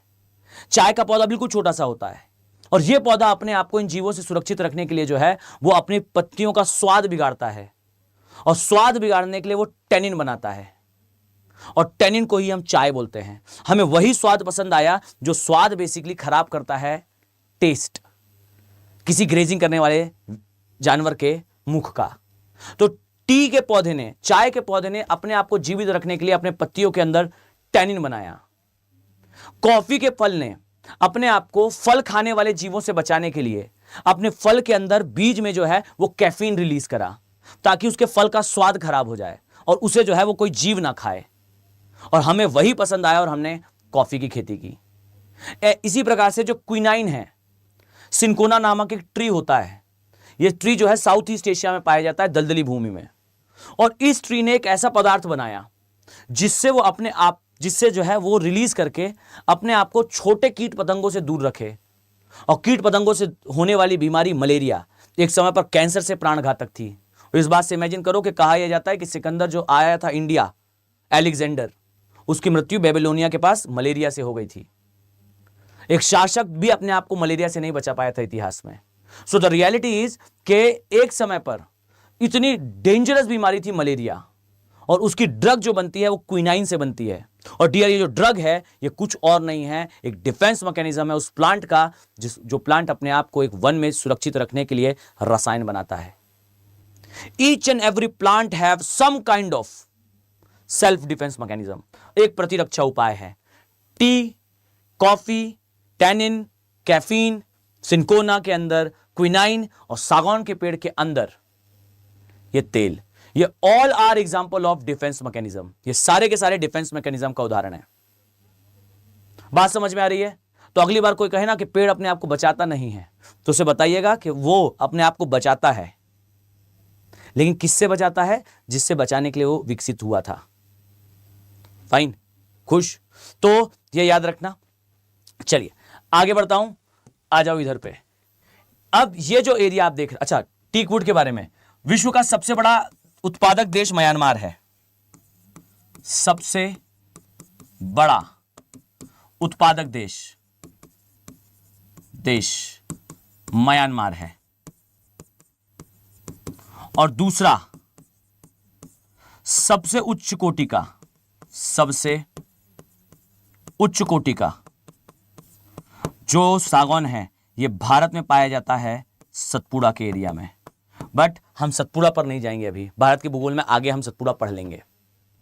और ये जो मैंने आपको अभी बताया ना पादप के बारे में, पर्णपाती वनों के बारे में, डीआर आप इसे लिखिएगा मेंस की कॉपी पर, फिर देखिएगा एग्जामिनर आपको कैसे एक्स्ट्रा अंक नहीं देता। मैं ये नहीं कहता कि ये सारी बातें कहीं नहीं लिखी हैं, मैं ये कहता हूं कि सारी बातें एक साथ एक स्थान पर आपको नहीं मिलेंगी। इसे कहते हैं इंटरलिंकिंग। ये जो है इस सब्जेक्ट का नेचर है। एंड मेक श्योर कि ये जो आप पढ़ रहे हो ना, ये जीव भूगोल और पर्यावरणीय भूगोल का एक छोटा सा अंश है। ऐसा बहुत सारा कुछ है जो आप ऑप्शनल में पढ़ते हो, और इसलिए मैं कहता हूं कि this optional is a great optional. ठीक है, चलो वापस आते हैं। तो सागौन के केस में याद रखना कि वर्ल्ड का सबसे बड़ा प्रोड्यूसर म्यांमार है और भारत सबसे उच्च कोटि का उत्पादन करता है, बट सतपुड़ा के क्षेत्र में। ठीक है, खुश हो? डन। चलो अब नेक्स्ट आते हैं। नेक्स्ट है बच्चे ये वाला एरिया। ये एरिया कहलाता है गोल्डन ट्रायंगल। ठीक, इसे कहते हैं गोल्डन ट्रायंगल। गोल्डन ट्रायंगल का मतलब होता है स्वर्णिम त्रिभुज। ठीक, और इसका मतलब पता है क्या होता है? इसका मतलब होता है ऐसा एरिया जहां पर बच्चे आपको मिलेगा अफीम का उत्पादन। अब ना 3-4 मिनट जरा मेरी बात बिल्कुल ध्यान से सुनना। मतलब अगर आपका दिमाग खुले इससे, तो मुझे जस्ट बताइएगा कि हां सर दिमाग में कुछ गया। ठीक, मैं आगे जो बताऊंगा ये UPSC mains point of view से अतिशय इंपॉर्टेंट है। और छोड़ो ना यूपीएससी मेंस, ये एक इंसान की तरह आपको पता होना चाहिए कि डियर आपके साथ क्या हो रहा है। ठीक है, चलो ध्यान से सुनो, कंसंट्रेशन यहां रखना, मैं कुछ चीजें बता रहा हूं। पहली बात तो ये कि जो अफीम है इससे निकाला जाता है एक तत्व जिसे कहा जाता है, मतलब इससे एक्सट्रैक्ट करते हैं एक चीज which is called as morphine. ठीक है, इसे कहा जाता है मॉर्फिन। मॉर्फिन को 0R, ठीक है, इसे जो है वो 0R ड्रग भी कहा जाता है। Now tell me what is the meaning of 0R drug. 0R drug का मतलब क्या है? तो सुनो पहले ध्यान से। अफीम एक ऐसा पौधा है जो इस पूरे वर्ल्ड में एन नंबर ऑफ डिजीजेस को ठीक कर सकता है। अनेकों ऐसी बीमारियां हैं जिनका इलाज शायद आज के समय करोड़ों रुपए में हो रहा हो, और वो इलाज केवल और केवल कुछ पैसे, रुपए नहीं, पैसे में कर सकता है अफीम। अफीम का पौधा जंगली पौधा होता है, बहुत आसानी से किसी भी स्थान पर उग आता है। भारत में आप चलते हुए जो है रेलवे में कहीं जा रहे हो तो आपको आसानी से रेल की पटरियों के किनारे जंगलों में दिखाई दे जाएगा। अफीम का पौधा जंगली पौधा है, आसानी से प्रोडक्शन दे देता है। और सबसे बड़ी बात यह है कि आप उंगलियों पर गिन नहीं सकते ये इतनी डिजीजेस को एकदम चीप कॉस्ट पर ठीक कर सकता है। But there is a big big big bluff in modern medical sciences. जो मॉडर्न मेडिकल साइंस है उसमें एक सबसे बड़ा ब्लफ है दैट मॉडर्न मेडिकल साइंस यानी कि आधुनिक चिकित्सा पद्धति ने इस बात को अच्छे से सीखा है कि किसी भी बीमारी का इलाज अतिशय सस्ता नहीं होना चाहिए। क्यों? तो इसका सबसे ज्वलंत उदाहरण टीबी है। टीबी जानते हैं आप? ट्यूबरकुलोसिस। एक समय पर टीबी का इलाज बहुत महंगा हुआ करता था। Thousand and billions of US dollar की जो है वो इंडस्ट्री हुआ करती थी। क्यों? क्योंकि किसी एक व्यक्ति को अगर टीबी हो जाए तो कहा जाता था कि एक खास कर एक दर्दनाक मृत्यु को प्राप्त करता है। राइट? एक ऐसी मृत्यु जिसमें व्यक्ति को जो है वो अतिशय पीड़ा होती है, खांसने पर ब्लड आने लगता है और इसी ब्लड के साथ अंततः उस व्यक्ति की मृत्यु हो जाती है। ओके, अब जब कभी डॉक्टर ये कहता है किसी व्यक्ति को डियर तुम्हें टीबी हो गया है, तो वो व्यक्ति जो है अपना घर वगैरह सब बेच देता है, उसका परिवार अपना सब कुछ बेचकर डॉक्टर को दे देगा, बस वो व्यक्ति बचना चाहिए। और इस कारण से इसका इलाज अतिशय महंगा था, बिलियंस ऑफ यूएस डॉलर की इंडस्ट्री थी। फिर क्या हुआ? एक कहानी फेमस हुई कि भाई भारत में एक व्यक्ति है, एक जगह है जहां पर जो एक व्यक्ति मतलब इंडिया में एक व्यक्ति है जो कि कुछ लड्डू वगैरह दे रहा है, घास वगैरह से कुछ पादपों से बने हुए लड्डू हैं, उस लड्डू को खिला दो, व्यक्ति का जो है वो टीबी ठीक हो जाता है। वैसे इतने सारे लड्डू भरकर दे देता है, बोले ये खा लेना टीबी ठीक हो जाएगा, और लोगों का टीबी ठीक हो रहा था। अब प्रॉब्लम यह है कि भारत में ये सब बहुत ज़्यादा फेमस है, अंधविश्वास जो है वो काफ़ी ज़्यादा फॉलो करा जाता है, तो सब इसे ऐसे ही ले रहे थे। लेकिन सबका ध्यान तब गया जब गल्फ नेशन से लोग आने लगे। अब जब ये सब कुछ प्रचलित हुआ ना, तब सबका ध्यान गया कि भाई ऐसा कौन सा लड्डू खिला रहा है एक व्यक्ति जिससे जो है वो सब लोग ठीक हो रहे हैं। अब इसके बाद जो है वो ये सब कहानी वगैरह प्रचलित हुई। अब मुझे नहीं पता कि कहानी सही है या गलत है, ठीक है, मतलब पहले बता दूं, लिखने मत लग जाना, मैं केवल आपकी समझ विकसित करने के लिए बता रहा हूं कि ऐसा हुआ था या हुआ होगा। फिर जो है वो ये बात जब बहुत फेमस हो गई तो पूछा गया कि लड्डू किसका बना है, वो घास वगैरह, वो पादप वगैरह मंगाए गए और मंगाने के बाद उनका टेस्ट करा गया। और जब टेस्ट करा गया तो पता चला जी हां, ये जो घास और ये जो पादप है ना, इसके अंदर वो तत्व हैं जो बेसिकली ठीक कर सकते हैं ट्यूबरकुलोसिस पैथोजेंस को, जो जिस कारण से टीबी होता है उसे किल करने वाले गुण जो है वो इसमें है। और फिर भारत सरकार आई एंड इंडियन गवर्नमेंट सेज कि किसी कंपनी ने तो खोजा नहीं है, तो भाई एक काम करते हैं, इसका पेटेंट किसी को नहीं, भारत सरकार के पास है, सारी कंपनियां बना सकती हैं, वो भारत सरकार भी बनाएगी। और ये किससे बनता था? ये सामान्य सी एक घास से बनता था। आप देखिएगा, अगर आप में से कोई यूपी बिहार से हो तो कई लोग एक सूखी सी घास और एक खरपतवार सा इकट्ठा करते रहते हैं और उसे बेचते हैं। वो जो सूखी घास और एक खरपतवार जो खेत में उगाता है, उसे इकट्ठा करने वाले लोग, इसी की दवाई बनती है उससे। और इसे जो है भारत सरकार ने कहा इसे किसी कंपनी ने तो नहीं खोजा है, तो भाई इसका कोई पेटेंट वेटेंट वगैरह नहीं है, सब लोग जो है इसका प्रोडक्शन कर सकते हो। मास लेवल पर प्रोडक्शन हुआ। और एक व्यक्ति जिसको टीबी होने पर 10-10 हजार का एक इंजेक्शन लगता था हर महीने, वो भी उसे ठीक करने के लिए नहीं, एक शांतिपूर्ण मृत्यु देने के लिए, कि भाई वो घास है तो उसे अतिशय पीड़ा ना हो।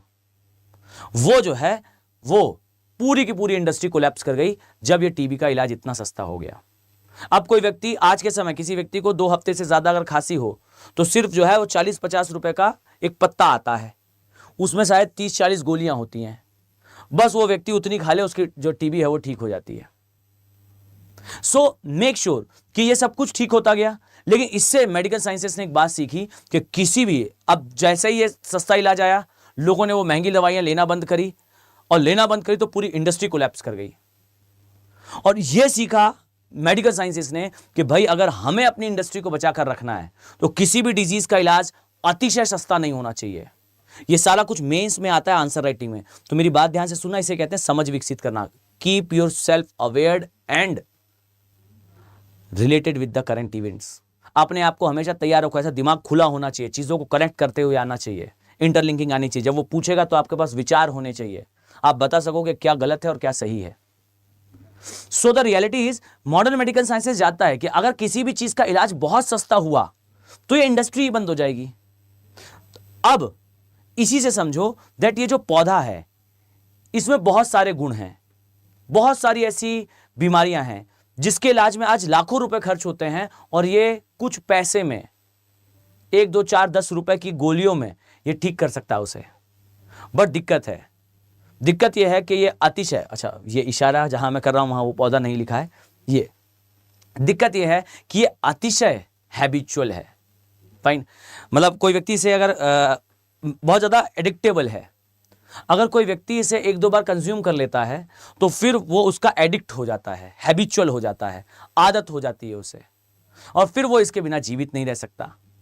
तो भाई समाज को एक बहुत गलत दिशा में ये लेकर जा सकता है अफीम, इसलिए अफीम को बैन कर रखा गया है। लेकिन कई देश आज के समय बात कर रहे हैं कि हमें ये बैन हटाना चाहिए।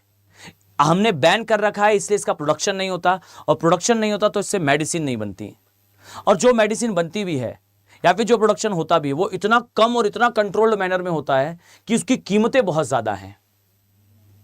आप जरा मुझे कमेंट सेक्शन में बताइएगा कि सही है या गलत है।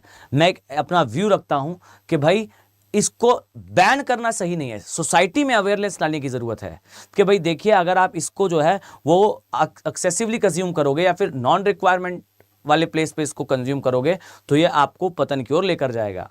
बट इसके प्रोडक्शन को इलीगल, पूरी तरह से इलीगल नहीं करना चाहिए। इस पर क्या विचार है? इसके सकारात्मक भी हैं, नकारात्मक भी हैं। हमें कोई स्टेटमेंट नहीं पास करना कि नहीं भाई लीगल कर दो।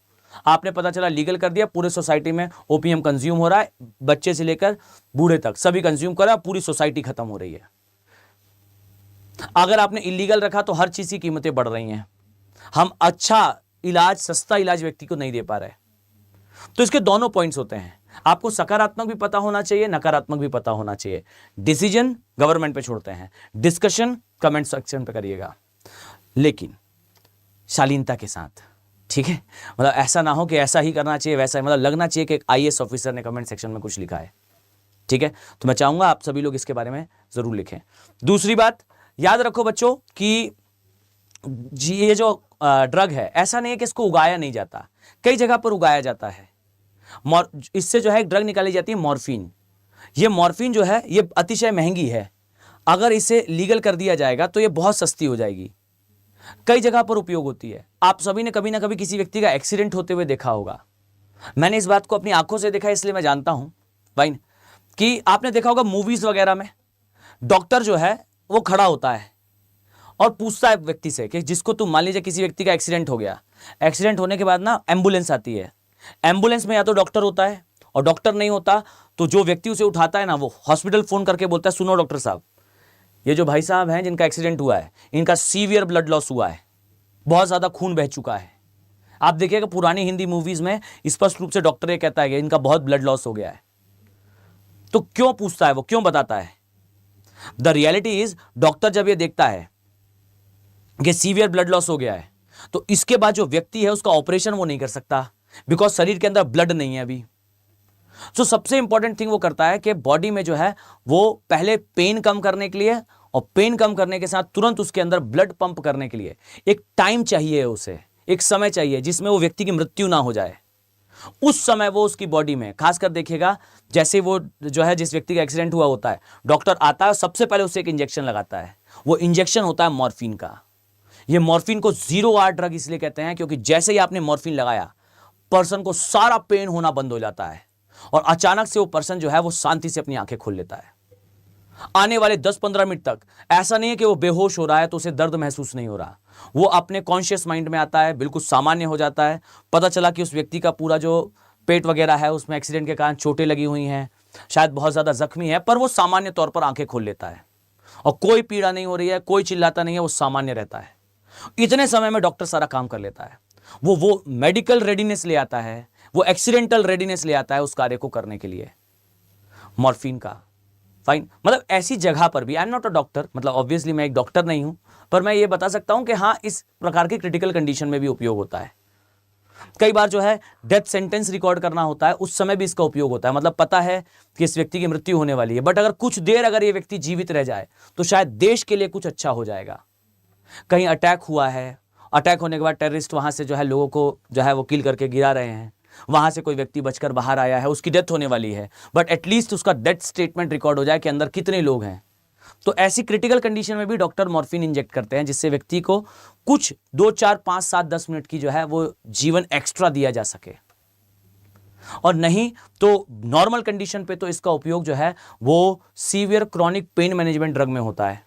एक व्यक्ति जिसे अल्सर हो चुका हो, फाइन, अल्सर का मतलब होता है पेट के अंदर जो है बहुत छाले वगैरह हो जाते हैं, यहां से शुरू होते हैं और अंदर आंतों तक हो जाते हैं।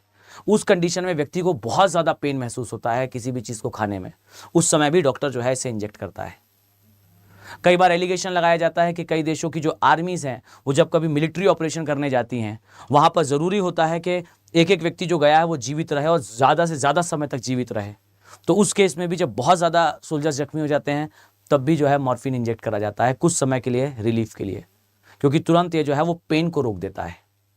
ऐसे बहुत सारे गुण हैं, मतलब ये लिखने की जरूरत नहीं है कि इसमें कौन कौन से गुण हैं। काम की बात यह है कि इससे जो है वो मॉडर्न मेडिकल साइंसेस में काफ़ी चेंजेस आ सकते हैं। बहुत सारी डिजीजेस को ठीक करने का, क्योर करने का कॉस्ट है वो कम करा जा सकता है। बस दिक्कत यह है कि हम जो है इसे इलीगल करके रखे हुए हैं। लीगल करने के अपने डायमेंशंस हैं, इलीगल करने के अपने डायमेंशंस हैं, डिपेंड आपके पॉइंट ऑफ व्यू पर रहता है। पहली बात तो ये रिजिड मत होइएगा, ये नहीं कि बिल्कुल इलीगल है हटा दो भाई, लीगल करो, इतनी बढ़िया ड्रग है सबको दो, उपयोग करें तो हो गया समाज का कल्याण। आप ये भी नहीं कह सकते कि बिल्कुल ना करें, आप मिड पाथ पर बात करें, गवर्नमेंट इसे कैसे कंट्रोल मैनर में कर सकती है उपयोग, इस पर बात करें। ठीक है।